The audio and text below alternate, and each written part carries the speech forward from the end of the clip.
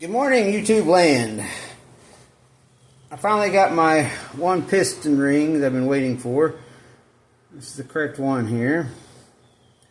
And one of the first things I'm going to do, I haven't shown this on the other videos, but I thought I'd show it at least on one for doing one cylinder.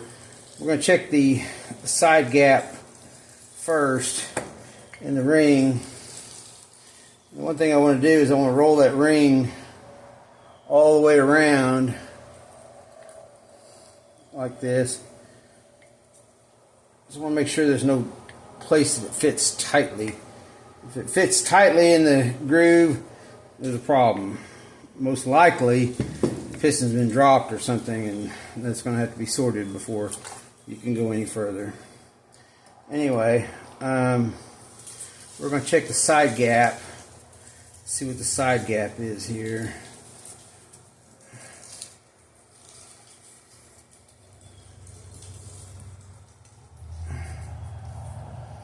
It's 2000s. Let's see if 3000s will go.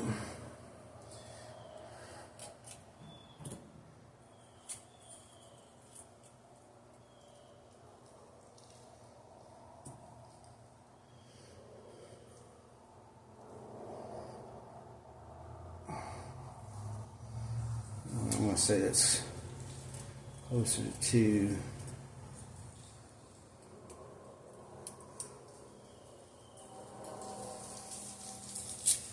2000s.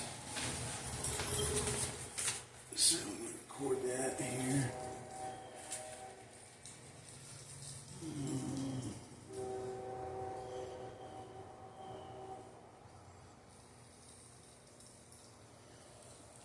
Actually, I have a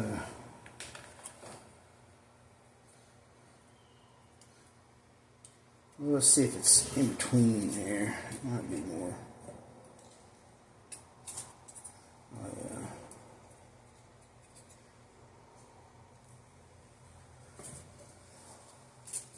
2500s. Just like all the rest. Okay.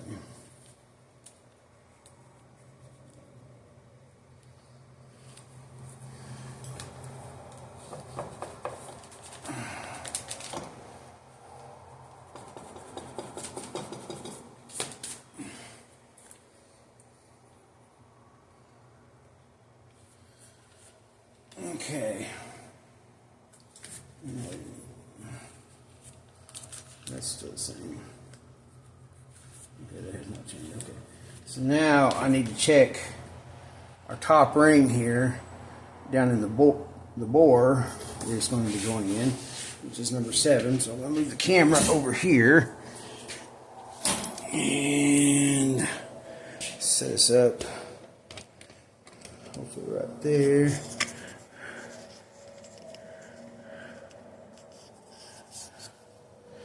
Hopefully that will stay there just like that. Okay, I've already wiped the bore out real good with a white lint-free towel. We'll do it one more time.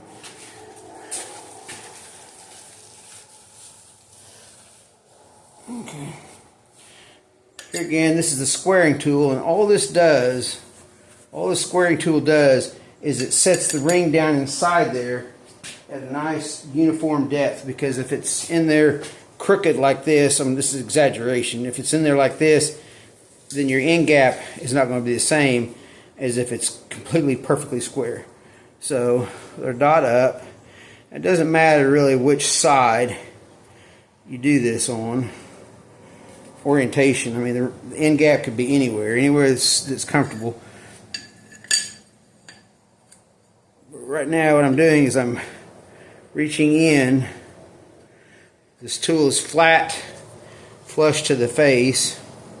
I'm reaching in and pulling that ring up, and now it's nice and perfectly square down inside the bore. So now we want to check to see what our end gap is. Let's see here.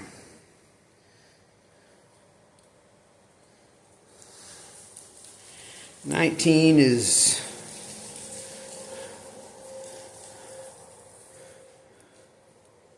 Let's see, hopefully it's going to be right where we want it to be, but let's see. 21 goes. 22 still goes.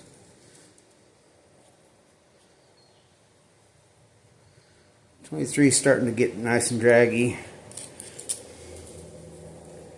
And let's see here.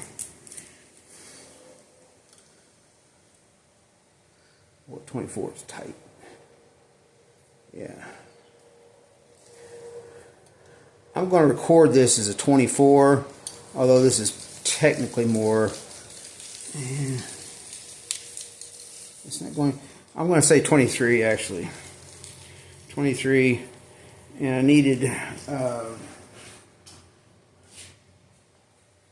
22 thousandths minimum because of these hyper-eutectic pistons. But that 24 doesn't quite go in all the way.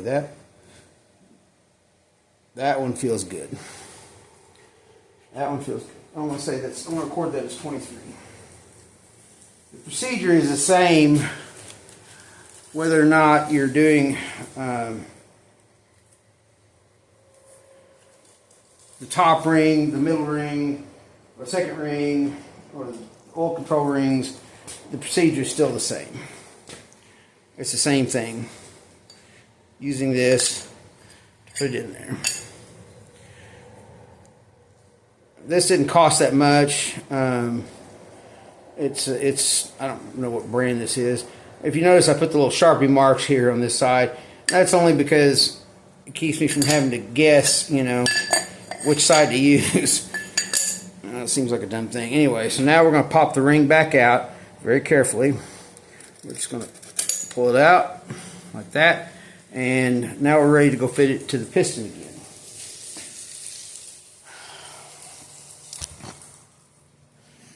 Carefully move the camera back over here.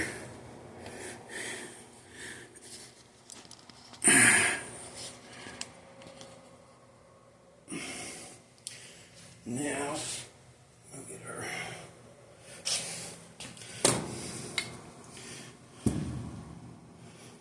This is going to go up. Dot goes up. Of course, the bevel on this set of rings goes up.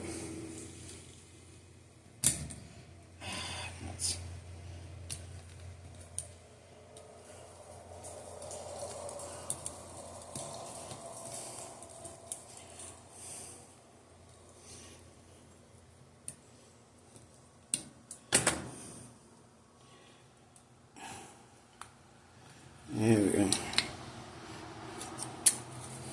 Alright. Now I've got that. Alright. We've already fitted our sides, so we're good on that. We need. Usually I just pop them right on there, but that one had to be a turd to me. So now what I need to do is find my other. We're going to need that.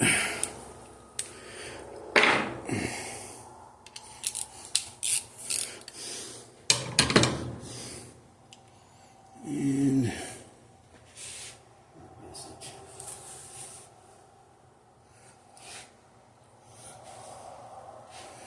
okay. There's little gremlins that run around at night when you're not working on your project. And they like to grab things like, especially 10mm sockets. That's one of their favorites. Whatever tool it is that you need next is what they really like to latch onto the most. And I swear to God, I had that hammer out here. Now I don't know where it's at. It's alright, I can use this one here.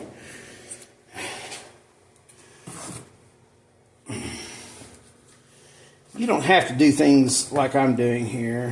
Everybody's got their own way. I'm just showing you how I do it, in case you've never done it before.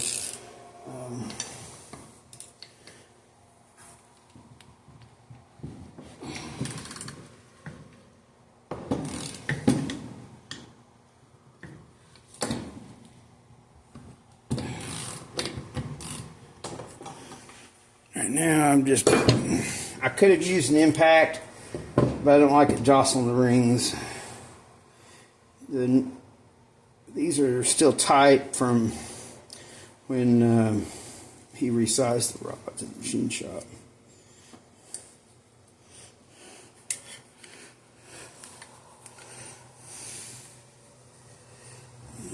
I have to give a little tap over here.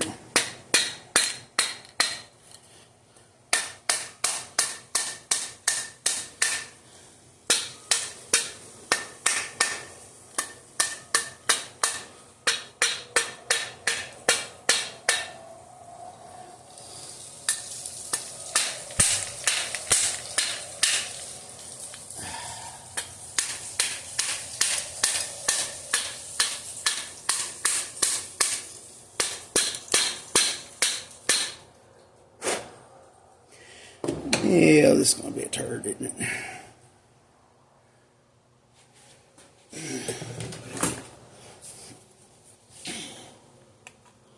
Yeah, nope, it won't fit in there.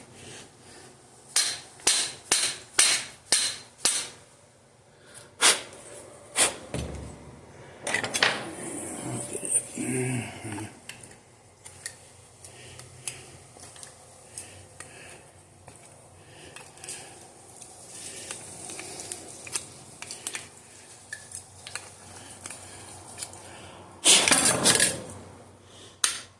Didn't fire up the air compressor this morning because I didn't want the thing running while I was trying to do filming.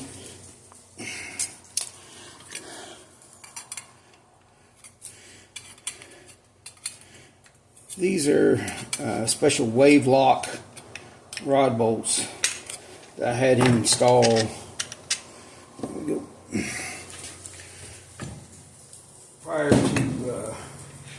Prior to our machine work, resizing them. They're different. They don't have the sharp. See right here? It's nice and smooth right there, so that it doesn't have the sharp risers that can cause cast iron to break.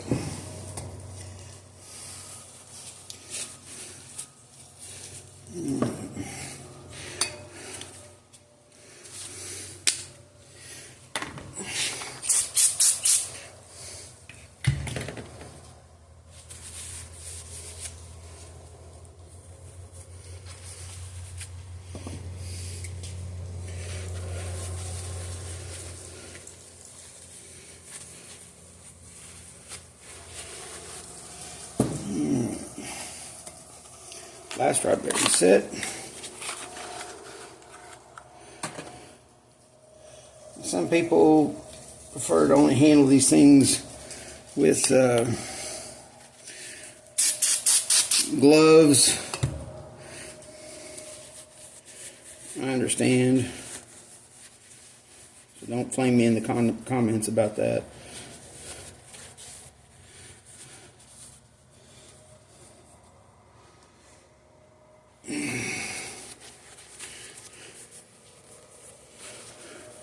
Some people are concerned about fingers, the oils and stuff, the acids, your fingers getting into the... Now these are upper and lower.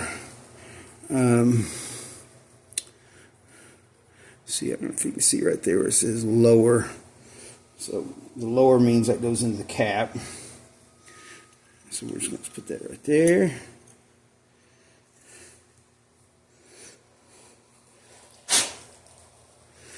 And check to make sure that it fits nice and squarely up amongst the sides.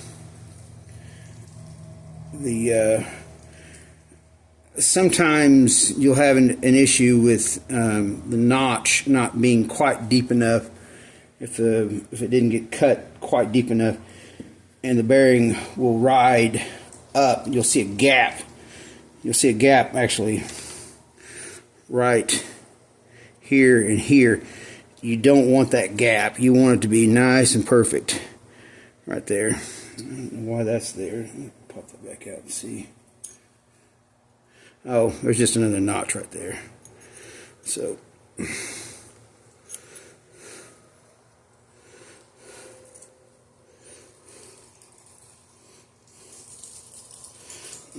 anyway, now this is 30 and upper.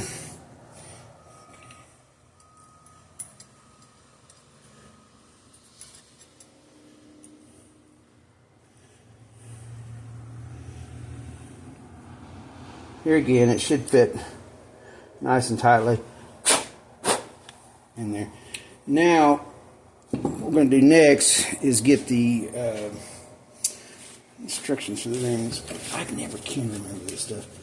Every piston I put in here, I've had to look at my cheat sheet.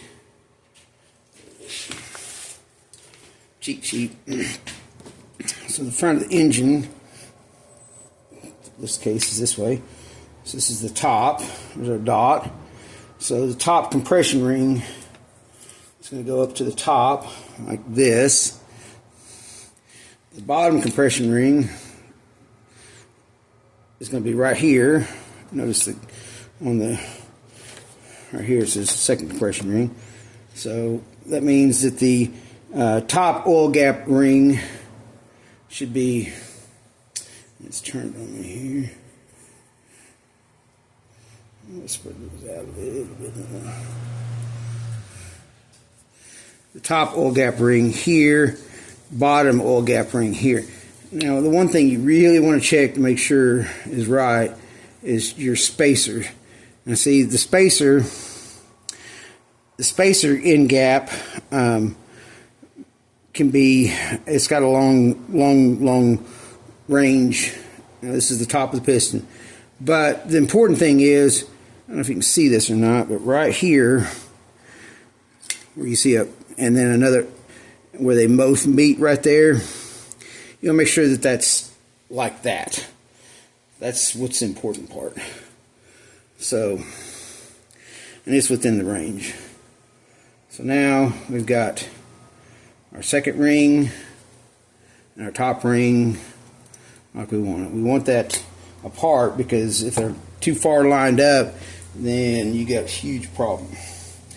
Okay, back over to the block now. We're going to do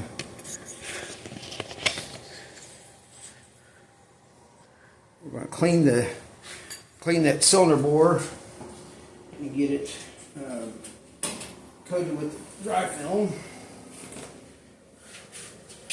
So we're going to take some brake clean.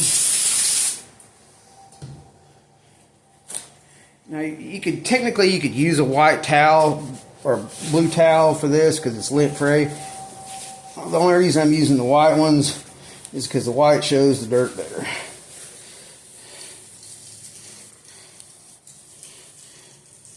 Your hands have to be clean too. So that looks pretty daggum good. I mean, I've been trying to keep it clean throughout the whole process.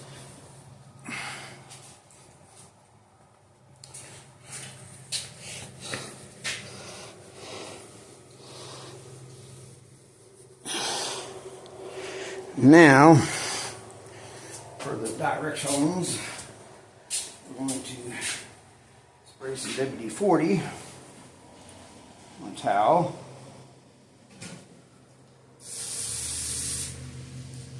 A white towel like this, and repeat.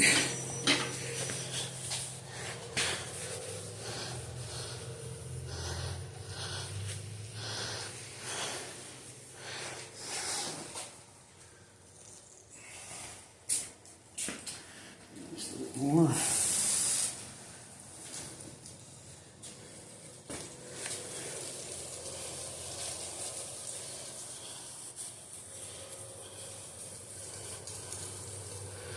Yeah.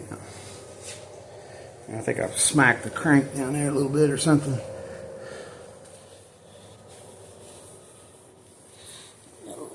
Okay. But you can see kind of nice and clean. Now, we can put some of the dry film down in there. was surprised they give you just a little bitty container of this stuff. And I'm thinking, man, there is no freaking way that is going to be enough to do one engine. I was panicking. I thought, am I going to have to order more of the stuff? Am I going to have to get 2 or 3 of these things? No. I mean, it's just a scant amount of powder that's in there.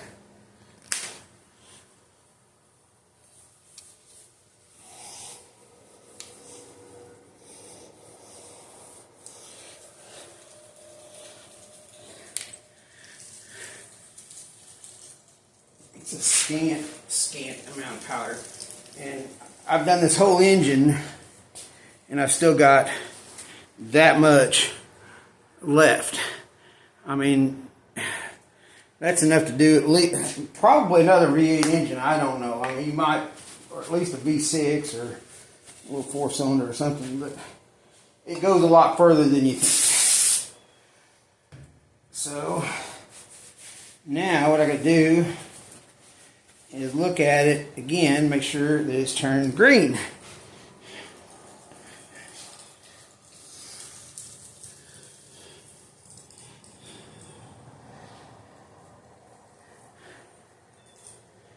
And it's kind of a little black. Maybe I need to clean it again.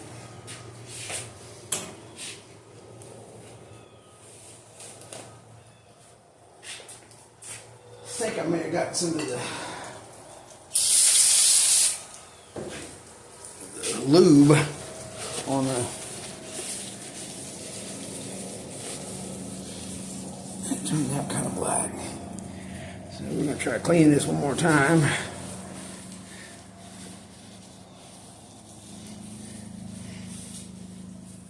The idea here is to get all the stuff, powder, off of the bore. Anything that's trapped down inside the crosshatch, you want to make sure that's getting out. Any dirt, any debris that could be that's left behind machining or whatever.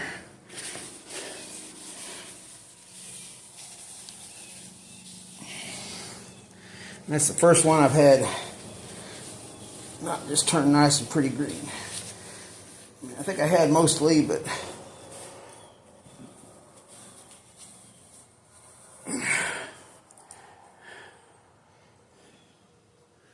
alright, let's try this one more time. I'm quite entirely satisfied with that.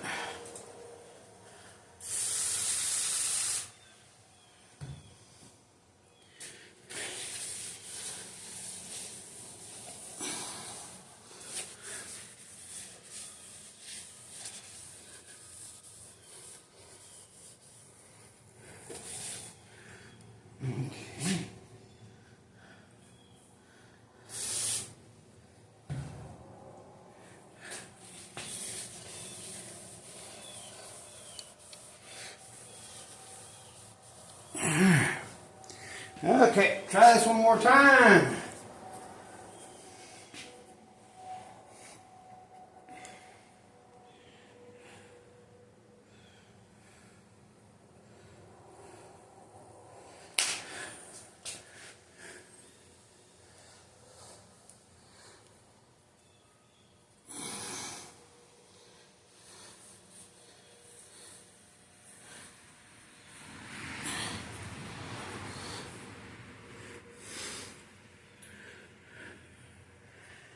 Alright, let's see what that looks like.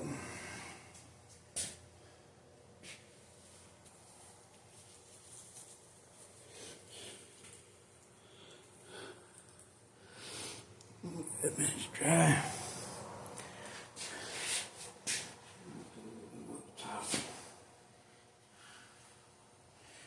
There's a spot there.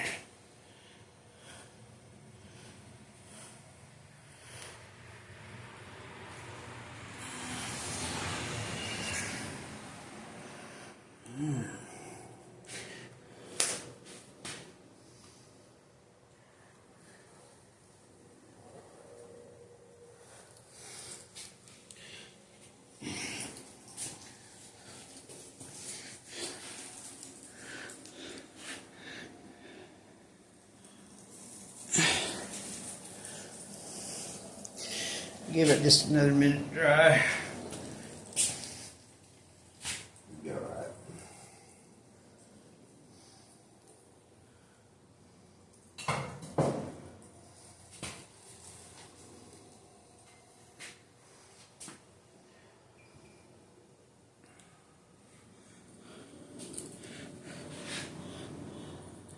You can see it better over here.